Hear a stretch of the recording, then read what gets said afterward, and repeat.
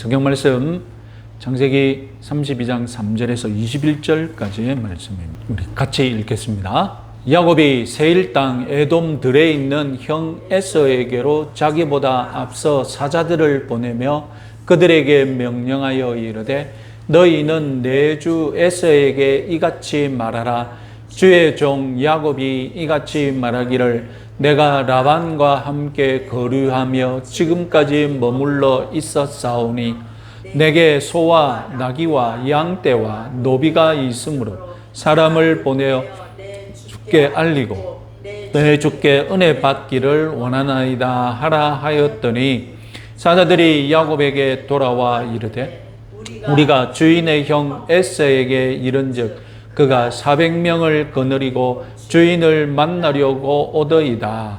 야곱이 심히 두렵고 답답하여 자기와 함께한 동행자와 양과 소와 낙태를 두 떼로 나누고 이르되 에서가 와서 한 떼를 치면 남은 한 떼는 피하리라 하고 야곱이 또 이르되 내 조부 아브라함의 하나님 내 아버지 이삭의 하나님 여호와여 주께서 전에 내게 명하시기를 내 고향 내 족속에게로 돌아가라. 내가 내게 은혜를 베풀리라 하셨나이다.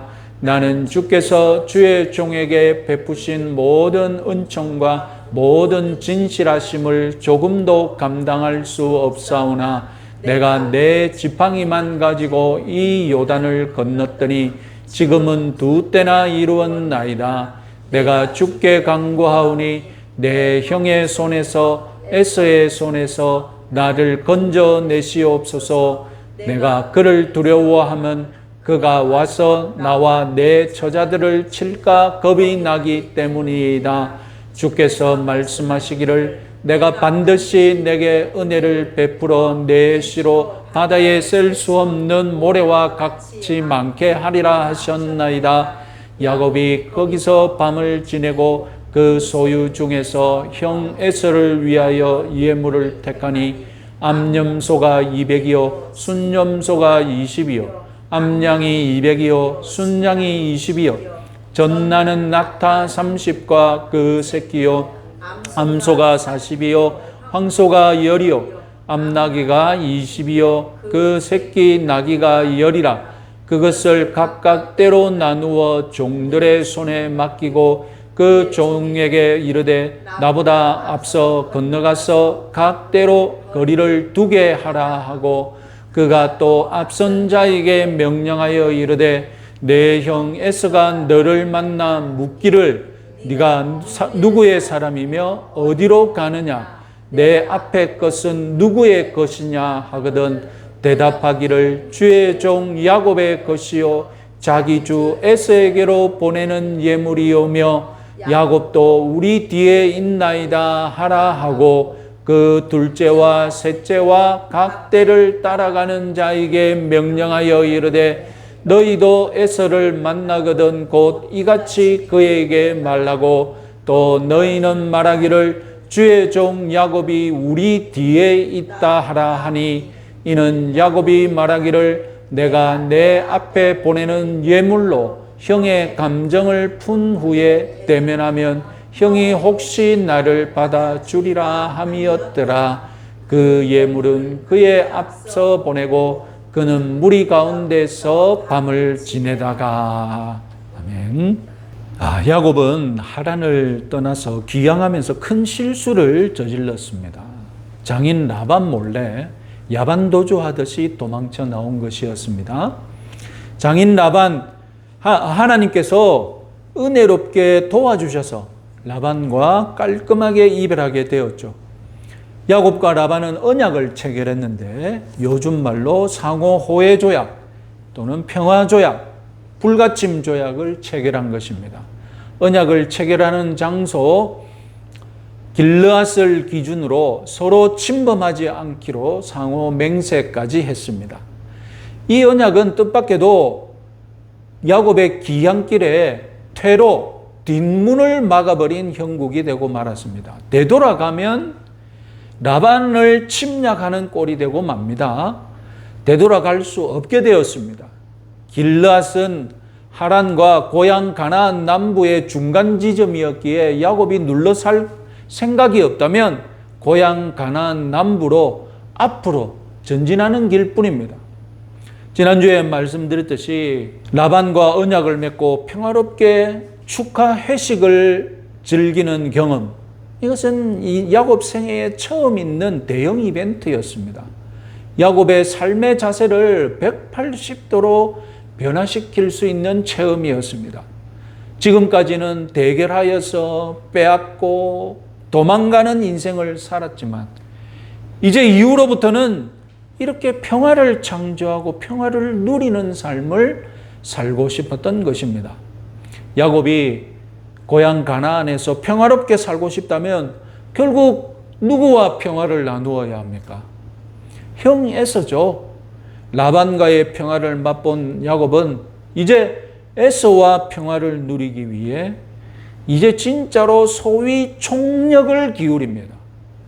성경 본문도 야곱이 야곱답게 얼마나 치밀하게 세밀하게 계획을 세우는지 잘 보고하고 있습니다. 먼저 우리는 야곱의 여행 경로와 에서의 거처를 확인해 볼 필요가 있습니다. 야곱은 지금 마하나임이라고 이름을 지은 곳에 있습니다. 그의 행로는 이제 요단강을 건너서 사해 호수 서쪽 이 가나안 남부 브엘세바가 야곱의 고향으로 지금 추정되거든요. 여기입니다. 그런데 에서가 살고 있는 곳은 어디입니까? 세일산이라고 했는데 저기 사해 호수 제일 밑단에 있습니다. 야곱이 지나가는 골목에 에서가 자리 잡고 있는 형국이 아닙니다.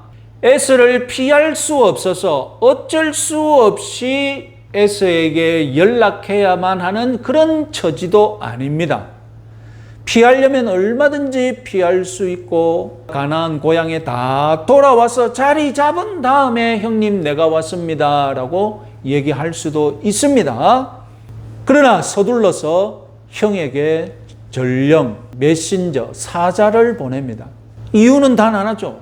형 에서와 빨리 화해를 할 길을 마련하기 때문에 마련하고 싶은 거죠. 무슨 일이 있을지 모르니까. 이렇게 먼저 서둘러서 메신저를 보낸 이유는 형의 반응을 알아야 하니까. 형의 반응이 궁금하지 않습니까? 세월이 20년이나 흘렀는데 자기는 변했는데 형은 어떨까요? 그래서 알아보고 대책을 마련해야 되겠죠. 에서에게 전할 메시지 사자에게 꼼꼼히 지시했습니다. 자, 먼저 그들에게 명령하여 이르되 너희는 내 주 에서에게 이같이 말하라.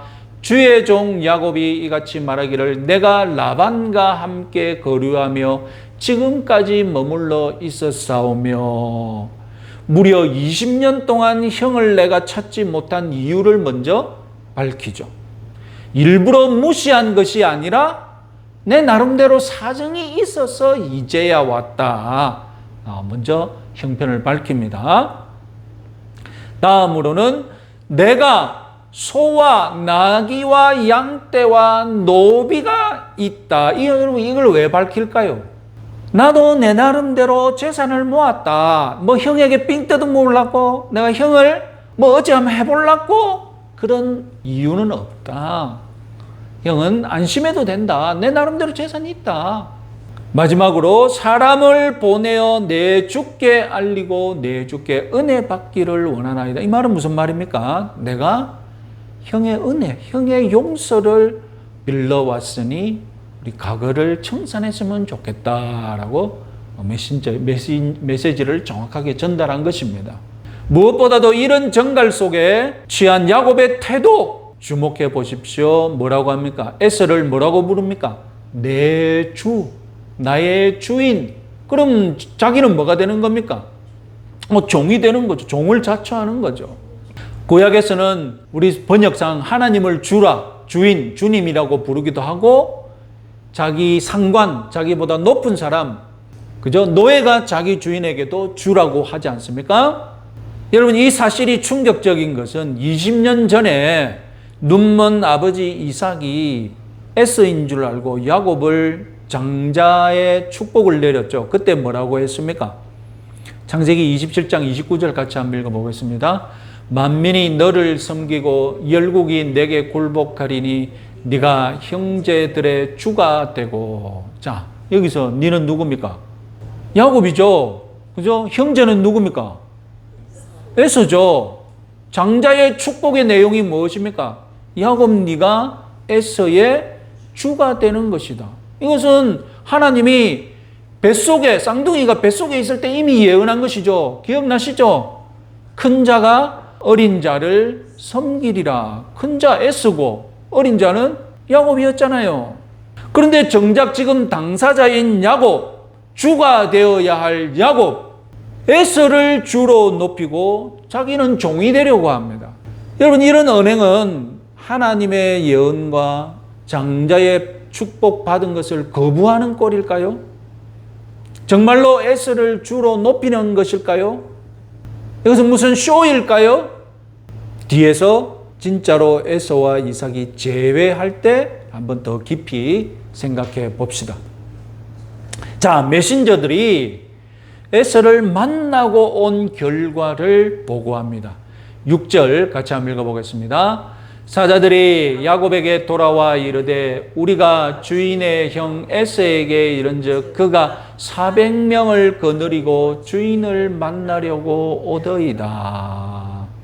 여러분, 지도를 보시면 에서가 있는 곳에서 지금 야곱이 기다리고 있는 마하나임까지 거리가 얼마나 된다고요? 450km입니다. 막 오고 있는 거예요.